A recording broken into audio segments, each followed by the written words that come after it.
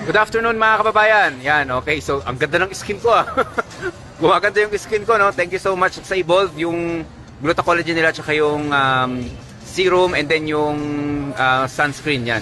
Magaganda talaga. Anyway, meron tayong babasahin ng testimony ng kababayan natin. Nasa comment section lang din to. Meron siyang pugita sa mata. Pero tignan nyo sa pagpatak lang ng acid guard is nagiging okay na. Eto, basahin natin mga kababayan. Yes po, pwede sa mata. Mata ko kasi malabo na. Yung paningin ko, may pugita na rin ako, pero acid guard lang pinapatak ko. 4 days pa lang akong gumagamit, unti-unti nang nawawala. Okay, so hindi lang to yung unang pagkakataon na mayroong pugita sa mata yung kababayan natin. Yung iba laging irritated yung mata, yung iba naman ay malalabo na talaga, tapos may mga katarata pa. Pero unti-unti yung nababasag, unti-unti yung natatanggal sa tulong ng acid guard.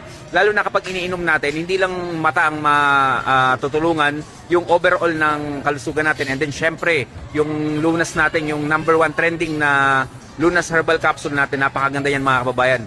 Sa mga karamdaman, kahit anong karamdaman, basta lagi tayo nadidetox, napakahalaga yan para yung toxins, yung mga lason na nakukonsumo natin is nawawala at napapalitan ng magandang, syempre, mapapalakas yung ating resistensya. Yun ang mahalaga para hindi tayo basta-basta pasukin ng karamdaman. Yun lang mga kababayan, stay healthy. Ako si Chance at ako magsasakang gala.